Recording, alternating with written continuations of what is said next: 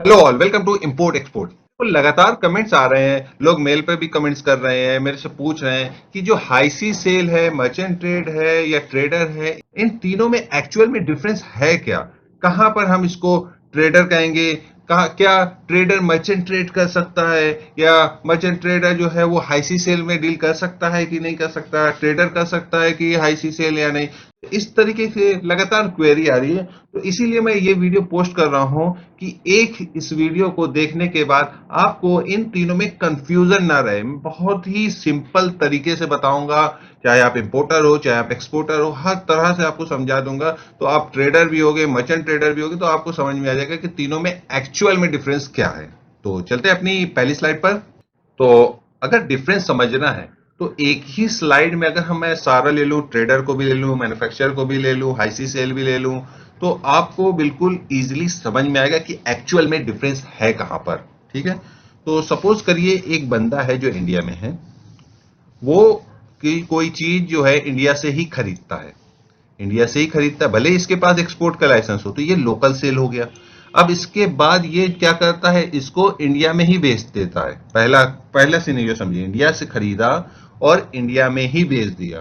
तो यहां पर ना तो आप ट्रेडर इसे कहोगे, ना तो आप इसको एक्सपोर्ट कहोगे। एक तरीके का ये कहोगे लोकल सेल परचेज हो रही है, ट्रेडिंग का कह सकते हो आप। पर ये जो ट्रेडर जो ट्रेडिंग का लाइसेंस होता है वो इंपोर्ट एक्सपोर्ट से रिलेटेड ज्यादातर होता है। मैं इंपोर्ट एक्सपोर्ट के रिलेटेड बता रहा हूँ। आप और भी इंडस्ट्री में देखोगे, वहां ट्रेडर होता है, वहां मर्चेंट ट्रेडर होता है, वो अलग होता है जो लोकल सेल परचेज होते हैं। मैं यहाँ सिर्फ और सिर्फ इंपोर्ट एक्सपोर्ट के हिसाब से बता रहा हूँ। ठीक है। तो लोकल खरीदा, लोकल बेच दिया, यहाँ पर हम इसे ट्रेडर का इंपोर्ट एक्सपोर्ट की लैंग्वेज में टेक्निकली नहीं कहेंगे।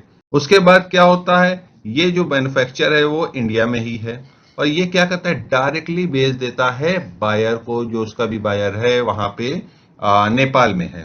कहां पे, तो इस कंडीशन में इसके लिए क्या हो गया, एक्सपोर्टर। यहाँ पे जो मैन्युफैक्चरर है ये एक्सपोर्टर यहाँ पर हो गया।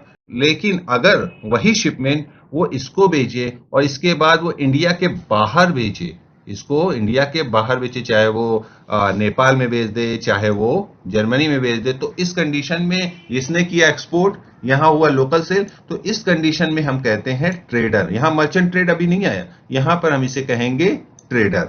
अब सपोज कीजिए, चलिए तो ये इंडिया की बात हो गई। अब अगर ये जो इंडिया में बंदा है वो कोई चीज जर्मनी से या किसी भी कंट्री से खरीदता है, खरीद के इंडिया लाता है और इंडिया लाके इंडिया में ही बेच देता है, यहां पे इंडिया को बेच देता है, तो इस कंडीशन में इसको क्या कहेंगे, मर्चेंट ट्रेडर कहेंगे या ट्रेडर कहेंगे, क्या कहेंगे? तो इस कंडीशन में ये देखिए, इस कंडीशन में इसको लाइसेंस कौन सा चाहिए? देखिए ये इंपोर्ट कर रहा है तो एक इंपोर्टर भी हो गया, पर ये इंडिया में लोकल बेच रहा है, तो यहां पर ये क्या, डिस्ट्रीब्यूटर भी कह देता है। यहाँ पे आप कह सकते हो ट्रेडर भी कह सकते हो, इसको एक्सक्लूसिव सप्लायरशिप जिसे कहते हैं उसको लिया हुआ, इस वजह से वो ऐसा इंडिया में कर रहा है शिपमेंट। लेकिन यहां पे भी मर्चेंट ट्रेड नहीं आया। लेकिन आप सपोज कीजिए यही शिपमेंट ये इसने खरीदा, तो इससे खरीदा तो मैन्युफैक्चर जो कर रहा था जर्मनी में, लेकिन शिपमेंट इंडिया नहीं आया। इंडिया ना आने के बाद वो डायरेक्टली जर्मनी में या इंडिया, या तो यहाँ पे आप सोच लो नेपाल में, वहां डिलीवरी हो गई। अब यहाँ पे जो ट्रांजेक्शन आया कि वो जो शिपमेंट है वो इंडिया में नहीं आया, खरीद बेच कहां से भले हो गई इंडिया से, तो वो ट्रेडर तो कहलाएगा, लेकिन जो इसको ट्रांजेक्शन कहेंगे मर्चेंट ट्रेड ट्रांजेक्शन। जैसे आरबीआई आपसे जब आप इंपोर्ट एक्सपोर्ट करोगे तो अक्सर पूछेगा कि भाई हाँ ये मर्चेंट ट्रेड ट्रांजेक्शन है, इसके लिए रूल्स अलग हो जाते हैं, इसके लिए आप ये बैंक यूज कर सकते हो, इसके लिए आप ये बैंक नहीं यूज कर सकते, उसका जो रूल्स होते हैं थोड़ा थोड़ा चेंज हो जाते हैं, तो उसके अलग रूल्स होते हैं। मैं रूल पे नहीं जाऊंगा। मतलब अगर शिपमेंट कोई इंडिया से खरीद बेच रहा है और वो शिपमेंट इंडिया आ जाता है और आने के बाद कहीं भी जाए, चाहे इंडिया में जाए चाहे बाहर जाए, वो मर्चेंट ट्रेड नहीं होगा। इसको आप एकदम अपने दिमाग में बैठा लीजिए, इंडिया नहीं आता वो मर्चेंट ट्रेड हो जाता है। उसके अलावा अब यहां पे लोगों को एक और सबसे बड़ी कंफ्यूजन होती है, अगर ये जो बंदा है इंडिया में, उसने किसी बाहर की कंट्री से इंपोर्ट किया, इंडिया में न करके उसने किसी जो FTWZ लिया है, स्पेशल इकोनॉमिक जोन लिया है, जिसको कहते हैं इंडिया की टेरिटरी नहीं है, जिसे हम डीम इंपोर्ट डायरेक्ट इंपोर्ट कहते हैं ना, एक तरीके से वो इंडिया की टेरिटरी नहीं है, वो इंपोर्ट नहीं हुआ, उसको यूज नहीं कर सकते, वो वहां रखा हुआ है, वेयर हाउसिंग पर्पज से रखा है या मैन्युफैक्चर पर्पज से रखा है, या कुछ दिन रखने के बाद उसको दूसरे कंट्री में भेज देगा। क्या उस कंडीशन में हम इसको मर्चेंट ट्रेड ट्रांजेक्शन कह सकते हैं? क्योंकि एक तरीके से टेक्निकली देखा जाए वो इंपोर्ट तो नहीं हुआ, लेकिन फिजिकली देखा जाए तो इंपोर्ट हुआ, उस कंडीशन में भी आपको मर्चेंट ट्रेड नहीं कहना है। उस कंडीशन में भी आपको जो ट्रेडिंग का लाइसेंस है, जो ट्रेडिंग के रूल्स है नॉर्मल, वो लग जाएंगे। बल्कि इसमें बेनिफिट्स हो भी मिलते हैं, जैसे स्पेशल इकोनॉमिक जोन के लिए मैंने अलग बनाया था, ईओयू यूनिट आपने लिया तो वो लिया, एफटीडब्ल्यूजेड वेयर हाउसिंग के लिए रहता है, उसमें ड्यूटी वगैरह में छूट मिल जाती है और टैक्स नहीं लगता। बहुत से मतलब सबके अपने अपने अलग अलग फायदे हैं, सर्विस के अलग होते हैं। तो उस कंडीशन में अब आपको इतना तो क्लियर होगा कि शिपमेंट इंडिया नहीं आया और डायरेक्टली कहीं से कहीं डिस्पैच हो जाता है, तो उसे कहते हैं मर्चेंट ट्रेड ट्रांजेक्शन। अब हाई सी सेल यहाँ पे कहाँ आया? देखिए, अब हाई सी सेल मैंने आपको बताया था वो सी में होता है। अभी ये सारा जितना चीज मैंने बताया वो एयर और सी दोनों में कॉमन था, इसलिए मैंने नहीं, अब यहाँ पे सी में था। अब इसने क्या किया, इसको सेल किया इंडिया में, इंडिया के ही बंदे को सेल कर दिया। तो क्या इसे हाई सी सेल कहेंगे? नहीं कहेंगे, भले वो शिपमेंट डिस्पैच। हाई सी सेल का मतलब क्या होता है?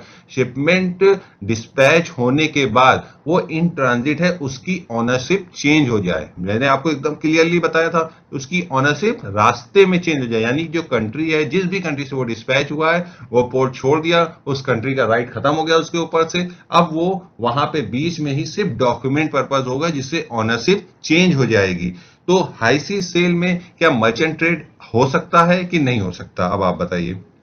सोचिए कोई शिपमेंट है, ये निकला यहां से और रास्ते में यहां तक आया, और वहां से आपने क्या किया, शिपमेंट डिस्पैच हुआ। अब शिपमेंट डिस्पैच होने के बाद रास्ते में उन्होंने क्या किया, हाई सी सेल हो गया, एक बार हो गया, दो बार भी हो गया, तो उस कंडीशन में इंडिया भी नहीं आया, तो क्या ये मर्चेंट ट्रेड कहलाएगा कि नहीं कहलाएगा? अब बताइए इसमें। जी हाँ, बिल्कुल, शिपमेंट नहीं आया, यहां पर भी ये मर्चेंट ट्रेड अगर इंडिया में नहीं आ रहा तो ये मर्चेंट ट्रेड ट्रांजेक्शन ही कहलाएगा। जो रूल एप्लीकेबल है वो हाई सी सेल और मर्चेंट ट्रेड के रूल एप्लीकेबल होंगे। दूसरा जो क्वेश्चन था लोगों का कि जो ट्रेडर है क्या वो मर्चेंट ट्रेड के लिए कोई अलग से लाइसेंस लेता है, क्योंकि उसको इंपोर्ट इंडिया में नहीं कर रहा है, बाहर बाहर कर दे रहा है?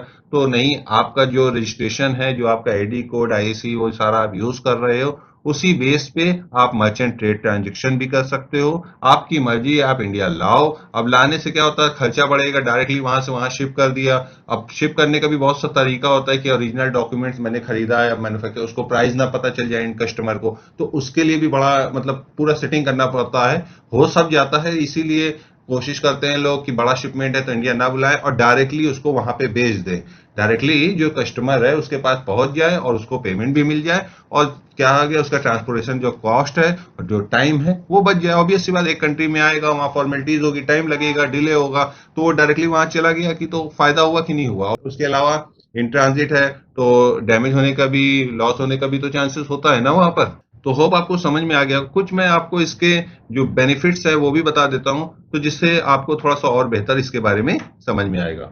नेक्स्ट क्वेश्चन जो मेरे पास थे उसमें ये भी था कि कब हमें आईसी सेल करना चाहिए, कब हमें मर्चेंट ट्रेड करना चाहिए, और कब हमें नॉर्मल ट्रेडिंग यानी इंपोर्ट करके भी एक्सपोर्ट करना चाहिए। तो कब करना चाहिए, क्योंकि जो नए हैं उनको इन सब चीजों में दिक्कत होती है, ऑब्वियस सी बात है दिक्कत होगी।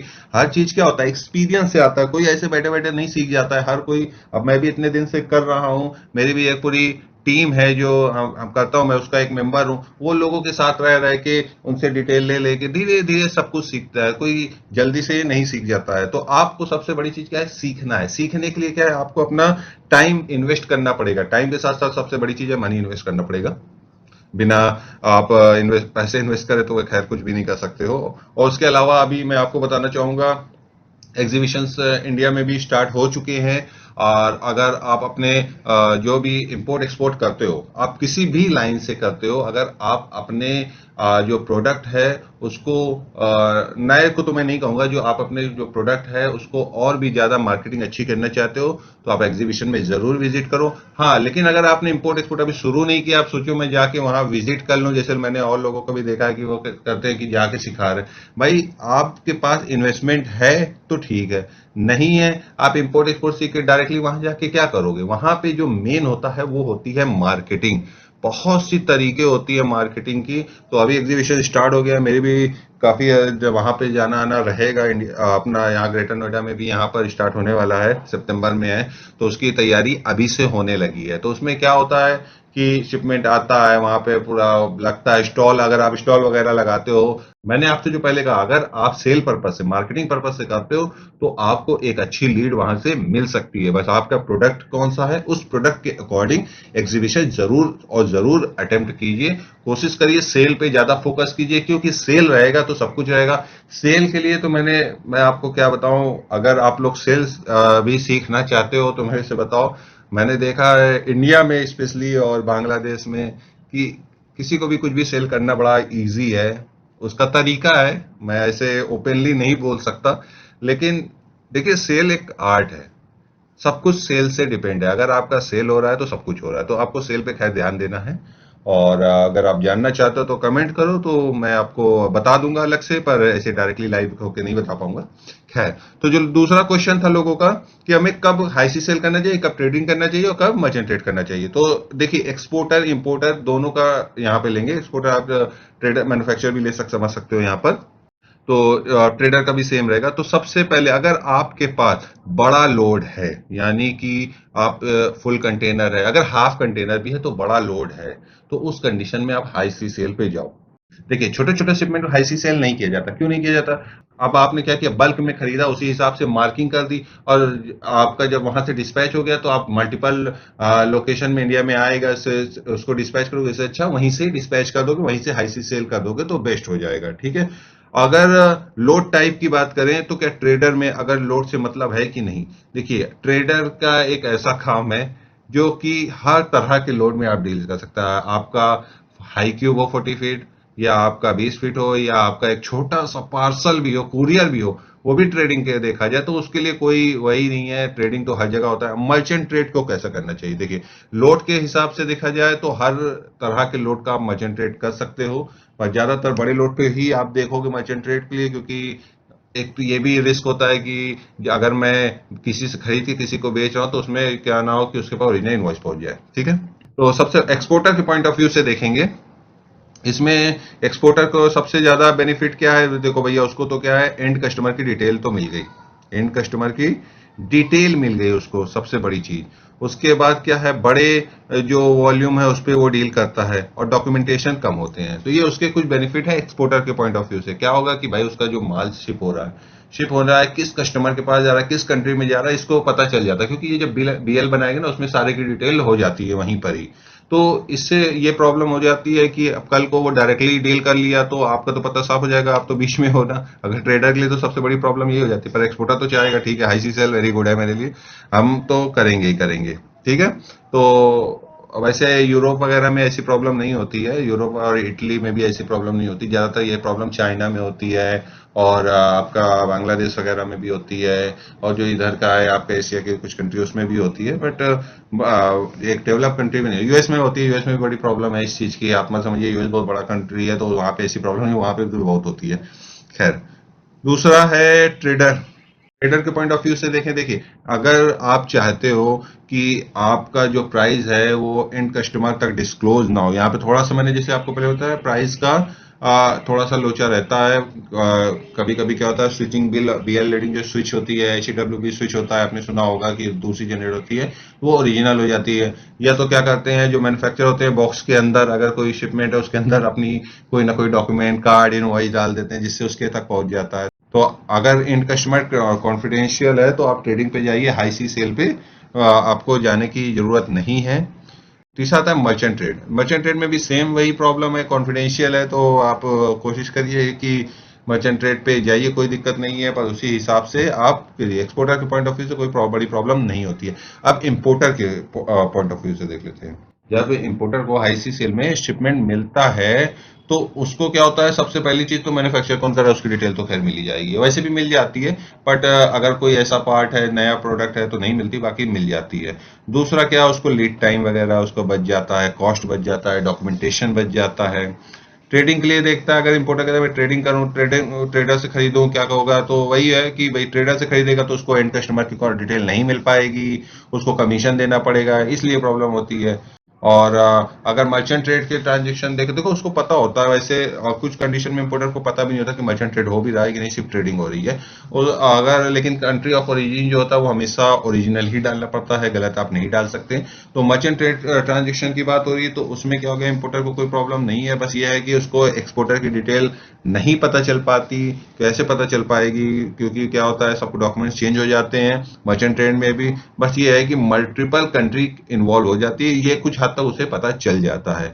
होप आपको समझ में आया पूरा, ये तीनों का डिफरेंस बहुत बड़ा एक टॉपिक है, एक वीडियो में कवर नहीं हो सकता। धीरे धीरे आप स्पेंड करोगे टाइम, इसके बारे में जानोगे, इसको प्रैक्टिकल करोगे, तब आपको और बेहतर समझ में आएगा। अगर आपको कोई क्वेरी है, आप कमेंट करो, मैं कोशिश करूंगा उसको रिजॉल्व करने के लिए। और देखते रहिए, सीखते रहिए। Thanks for the watching.